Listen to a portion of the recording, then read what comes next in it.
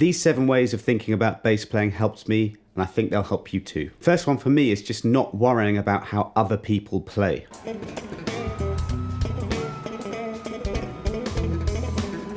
I spent years thinking that I should be playing the way that all the bass superstars play, but actually, in relation to my own career and how I wanted to play bass, I didn't actually have to play like that at all. The moment I stopped comparing myself to others, I could then just focus on what kind of bass player I wanted to be and just be the best version of that. And that's what I'd like you to do as well, is just to think about what type of bass player do you want to be in bands, playing sessions, recording. Do you want to do this for a living? Work out what it is you want from the bass and just focus on that. However, do find who your favorite bass players are and focus on the areas of their playing you love. You find your favorite bass players and they help you find your own unique voice. We'll look at this a little bit later in the video. One big improvement for me was when I realized what other musicians in bands wanted from me, the bass player. I was going into music as a professional bass player, and it took me a while to realize all you need really in a lot of those situations is impeccable timing, tasteful bass playing, and a full, fat, low-end, supportive bass tone. That's kind of what people want. So when I realized that, these are the areas I tend to focus on more than anything. If you do the same, you'll find that those skills will get you by in almost any musical situation. Probably the biggest one for me was learning music theory. I spent many, many years at school being intimidated and scared by all these symbols and all these things I just didn't understand, and other musicians did, and I just felt quite inferior to them, to be honest. But then I finally realized I needed to tackle this subject, and when I did, I felt like a whole door opened for me. It made me a better bass player, a better writer, better ears, better improvising, better everything. If I have a groove in A minor,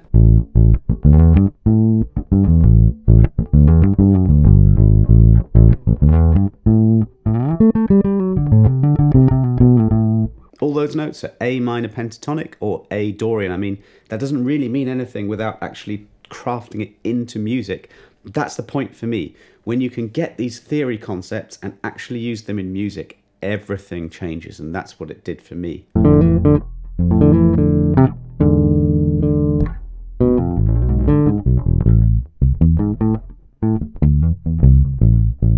So that's now A harmonic minor. It's got a different tonality, a different vibe, a different mood.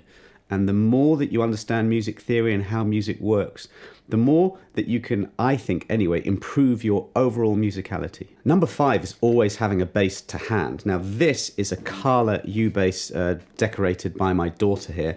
It's a tiny little under 11-inch scale bass, I think this is, but I have this over in my lounge, and even recently when I've been in bed with COVID, I have just had this in the bed, and just it's allowed me to play, it's allowed me to write, it's allowed me to practice. And whatever the instrument that you have is, I've got an acoustic bass guitar here, and sometimes I'll leave that out as well. Just something that I can pick up and play all the time, rather than something being away in a case or upstairs or whatever. I've got something that's always next to me. So I really recommend you explore a similar setup where you just have a bass that you can always reach for and always keep your technique moving forward and your skills moving forward. This follows on from, finding your favorite players and learning from them. Figure out bass lines by ear. I think probably the biggest leaps in my playing as a musician came from emulating James Jameson, Jaco Pastorius, Tony Levin, all of these kinds of players. And this was years ago when I was learning, but I still probably don't do it as much as I would like to these days with family commitments and this channel and whatever. But still to this day, if I'm ever in a rut, I just need to listen to a bass line that I love the sound of, figure it out, get under the skin of it, and then that's just making me a better player even now. A couple of examples. I've really learned a lot from Jaco Pastorius' 16th note playing.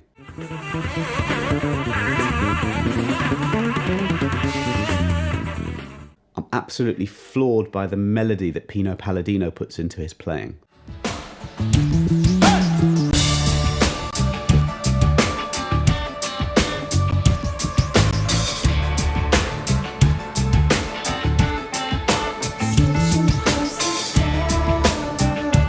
And I've been really influenced by the taste and bass tone of Gail Ann Dorsey.